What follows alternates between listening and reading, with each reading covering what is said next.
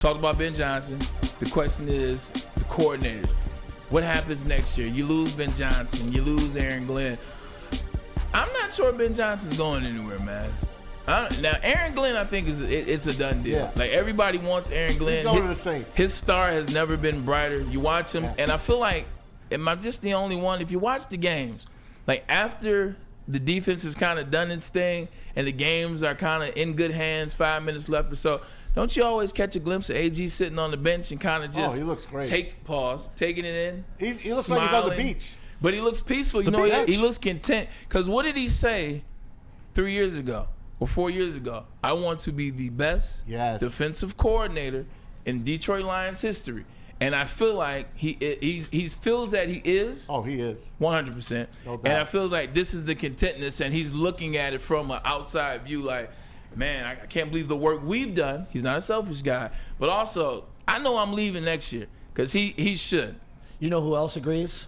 About 15,000 Piston fans at LCA last night. Because AG was there. Yeah. Had one of those booths, one of the party booths at the end of the court. He was with his wife, am I right? He did. It better be.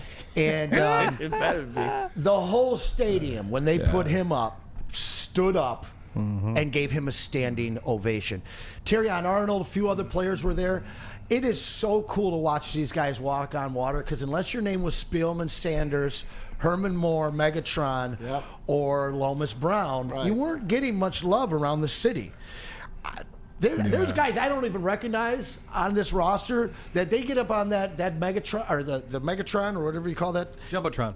Thank you, it's Jumbo. Yeah. We'll call it the Megatron. But I like the Megatron. But these Calvin guys Johnson are TV. absolute celebrities right now, and as much as that is true in Detroit, it's true around the nation. Yeah. I think that AG, with that signature Week 18 win, no touchdowns, to a great Minnesota Viking offense, he punched his ticket. Absolutely. I agree with you 100%, man. Just full disclosure, it's fun when you're winning in the city, man, and you go out to other games like Mavs 2007. Yeah, Cleveland is bad time at the time. Still. 100%. Stand by the lake. Outside of Cleveland Cavaliers at the time I was there, like it was a tough space. In 2007, Browns were good. We went 10-6. A couple of it was 6 Pro Bowlers, and then the Indians, now the Guardians. That's when they had to run, and that's when they were up 3-1 on the Red Sox.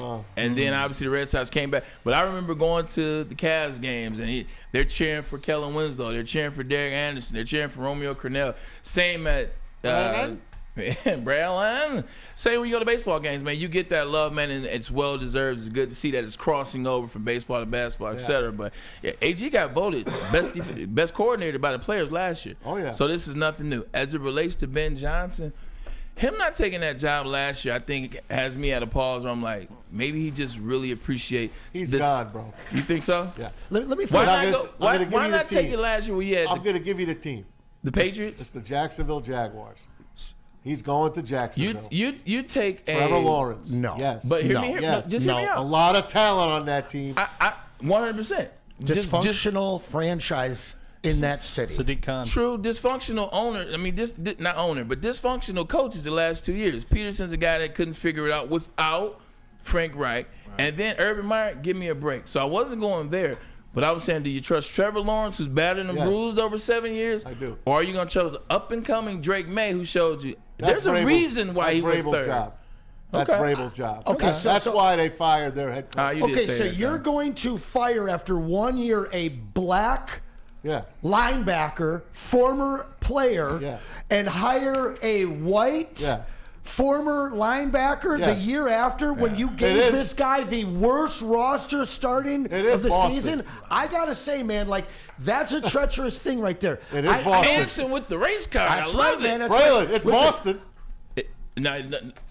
Yeah, you're right. Boston doesn't have the best history when it comes That's to what I'm saying. And I can see on that. And I thought that Vrabel was the guy. Their best, I think the best move for them is either one of those two guys. Yeah. I don't know, man. Jacksonville, I'm looking at their ownership versus Robert Kraft. I know where I'm going. All right, how Jacksonville has the least media hate. You think that media is going to give Ben Johnson a hard time? That's the best place to go. You can hide in Jacksonville. Is it less hate or just apathy? They're building a stadium that's probably going to be one of the best stadiums in the whole country. They're putting a lot of money into there. Shad Khan is putting a ton of money into that team. They won't be hosting any Super Bowls anytime soon. Well, you know who might be hosting at least the NFC Championship is the Detroit Lions. Yes, we sir. know what you all came here. It's time to get on the Detroit Lions. Let's start off with a guy that we didn't think would be playing this past week. Not only did he play, he showed up, he showed out. He's the heart of that defense. Talked about it yesterday. Alex Anzalone. Here's Dan Campbell talking about number 34. It was huge. Look, I've said it before. He's really our quarterback on defense. He's our quarterback on defense, and he just brings. There's a lot of confidence. He brings a lot of energy. He can calm the storms. He just to have him back, and I thought it was going to take him a minute to work himself back in, and it didn't take long at all. And he was back to what he was before he got injured, I thought. So, hell, we gave him a game ball. So, it was outstanding. You know what? There's two guys when you get injured in terms of dealing with the comeback process. One of those guys is a guy that's going to get rehab. He's going to get it early in the morning. He's going to get it when he's going to get more than he's supposed to. He'll get it 6 a.m. in the morning. He'll go when meetings are over. He'll go when guys are eating lunch. He'll sit there and do the exercises. He's also getting his film in. He's also staying in touch with what the coordinators are calling, kind of how the schemes are going over the weeks that he's out. He's also in the gym. He's working out. He's staying in shape. He's keeping his mind as well as his body sharp for the return. And then there's a guy that's does just what the trainers tell him to do. There's a guy that may miss some stuff because I'll get back when I get back. And when I get back, I'll be able to tap back into it. And it's not what Anzalone did. Anzalone took the process serious. He knows what he means to this team. And he knows where the Lions' goals were to go. It's New Orleans. So he's taking it serious, and he had a hell of a game last week for a first game back with a broken wrist. You just never cease to amaze me how good this guy is and how dialed in he is to this team. He stepped in like he didn't even miss a game. I was shocked. That's hard to do, He's supposed to be on a pitch count. He played 98% of the plays. How many weeks did he miss? How was he out? 6, 7? Yeah. People easy. are like, well, yeah. Matter of fact, Dr. Pierce said he's not healing right. He heard a rumor that he was not healing right because, let's face it, you break your forearm, your arm, you fix it up. You're putting a metal rod in there. You're going to wear a cast. Atrophy's already You're going to be able to put, but with a linebacker, man, to make those tackles and to get in there, he probably wasn't even ready to go on Sunday, but he willed himself to be ready. Yeah. And I take my hat off to him. He made that entire defense better. It feels like we have 53 guys that are the former and not the latter of the two different types of players that you were talking about. The guy that is completely dedicated to getting back on the field healthy as soon as possible. We have a full locker room of those guys now. Yeah. A culture that not only encourages it, but if you're not in, you're going to be gone. You're not going to be in Allen Park anymore. This team, I know we say culture so much, but the culture is more than just on the field. These guys, we probably see Hutchinson in New Orleans. We're going to see Monty in the playoffs. I don't know about the first one, but we'll definitely see Monty in the playoffs. Let's hear from the man himself. Here's Alex Anzalone. It was fun. Obviously it's going last and, have the opportunity to run out of the tunnel even, after being out for a long 6 weeks. It was a blessing. And, I love our fans. They're so supportive and they get excited when we need them. Tom Mazaway, you said something during the clip? Yep, we got some news from Dave Burkett. Please be good news. We need some good news. 21 seconds ago. There we go. Campbell says he expects to have David Montgomery back for the Lions' first playoff game. Said he also got positive news on Terrion Arnold, Kevin Zeitler, and Pat O'Connor.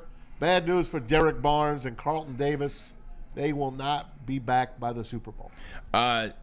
Anson, I come to you, but I start with this. Demo, we all had a good inkling that we'd get him back. I feel like the energy has been good over the last couple of weeks, especially see him on the sideline.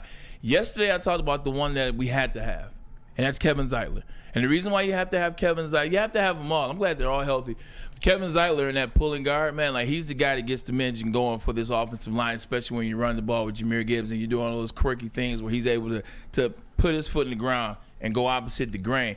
That's huge for the Detroit Lions. Yeah, I don't want to skip to the offseason, but is there a more important guy to re-sign? Not in my opinion. No, not I mean, the he season was he a had. steal for what they paid. He's been one of the best guards in the NFL. In the league. But what you talked about is really, really important because Ben Johnson loves to do really creative things with his pulling offensive linemen. And when you don't have Zeitler out there, you're limited in the things you can do in the play action passing game, the short yardage passing game, and obviously the running game. Hearing him and Tyrion are going to be available, huge. Also, too, like Jahmyr Gibbs is comfortable. Like when he's in there with his offensive lineman, especially the guy that he's following behind, which is big Kevin Zeitler, Penei Sewell as well. Kevin Zeitler does most of the pulling. Like, you're comfortable. I mean, you get the ball, you're not even necessarily watching all, and I know this sounds crazy, you're not necessarily watching Kevin the whole way. Like, you legitimately know where Kevin's going to be. Yep. You're analyzing what other moves can you make. A lot of that stuff that we see Jahmyr Gibbs do, trust me, that's not on the diagram. That's not on the play sheet. It's because he knows where Kevin Zeitler is going to be, so he's able to anticipate moves, and then he makes them. It's exactly that. Yeah. It's the comfort level where you don't have to see him. You can feel him, and you just know where he's going to be. It's that symmetry, you know?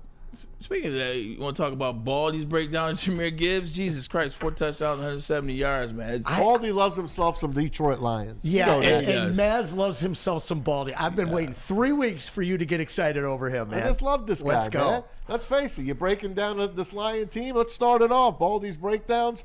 Let's go on Jahmyr Gibbs here, Pete. What a day for Jahmyr Gibbs and the Lions in Week 18.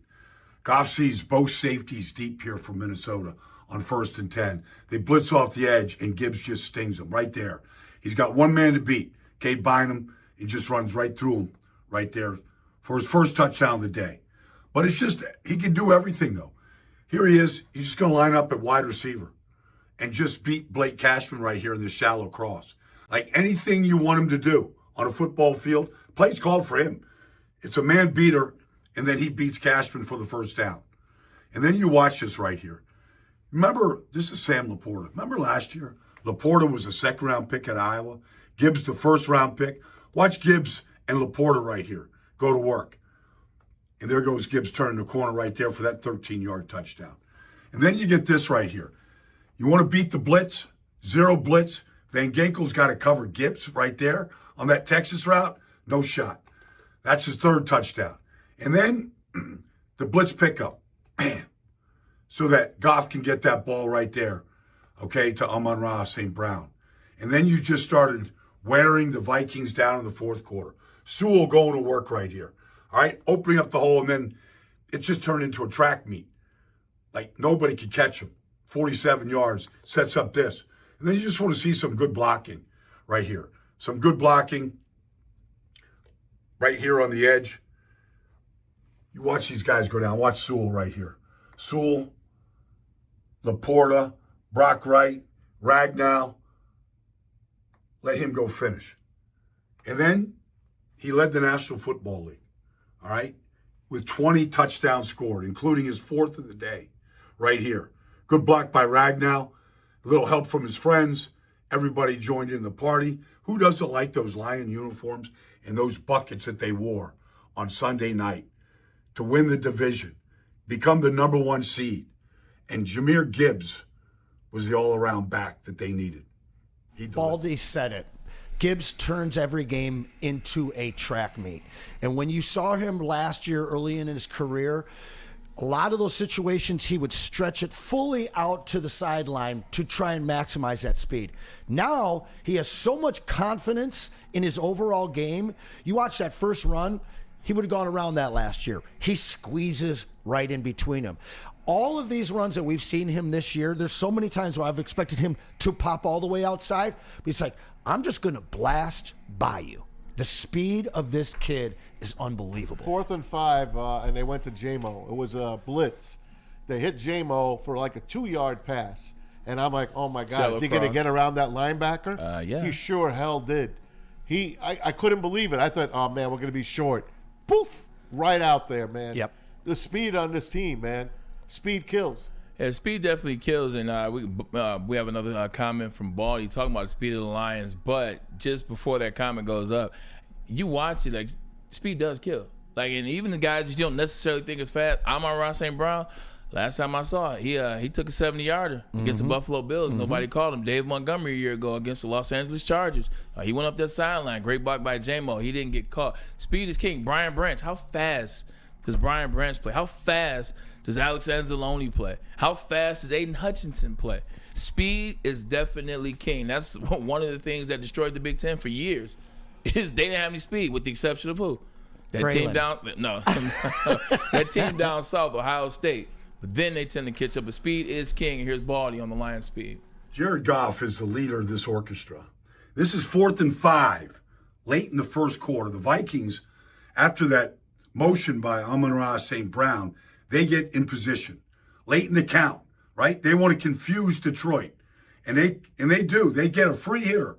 Josh Mattel is coming right at Jared Goff on 4th and 5. And Jared Goff is going to take this gut punch right there and hit Jameson Williams in stride. And he turns the corner with that blinding speed and gains 14 yards and a first down. And then the next play, they do this. The very next play, they motion Brock Wright right here. All right? Kind of an off-centered fullback position. He's going to block number 51 on this fold block right here. All right? Blake Cashman. And this is a wind back play with the safeties deep. All right? You got Cade Bynum and Harrison Smith deep. And right here, Gibbs has one guy to beat, and that's Cade Bynum. And his blinding speed goes right by the safety, making it 7-0. And the speed of Jameson Williams and Jahmyr Gibbs just keep showing up in this offense.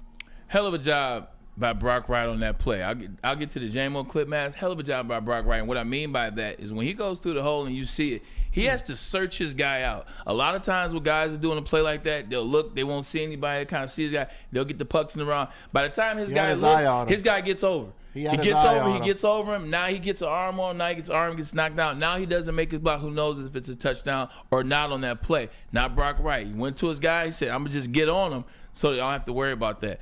The Jameson play, that second guy, 99% of guys in the league aren't getting by that second guy because he had the angle.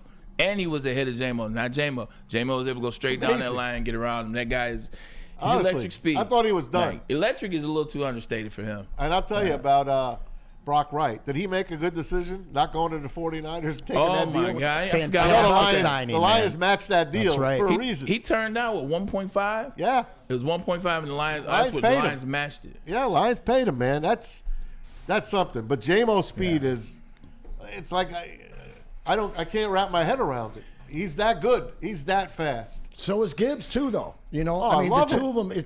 How my do favorite you back in the sleep league. knowing you got to defend that?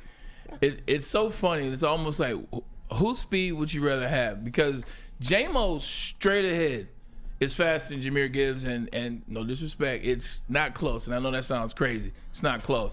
But Jahmyr is 4.3 speed straight. But he's quicker than almost anybody I've ever seen in terms of the quickness. So you mix that 4.3 with that quickness, he's doing something that people can't do. You can name backs that has looked something like it. LaDainian didn't have this type of talent. Listen, like, in terms of ability, naturally, excuse me, not the actual Crazy itself. agility. Hey, when they drafted But Gibbs, super fast. When they drafted Gibbs, we all look back and say, why are they drafting him? But then you go back and you look at his tape.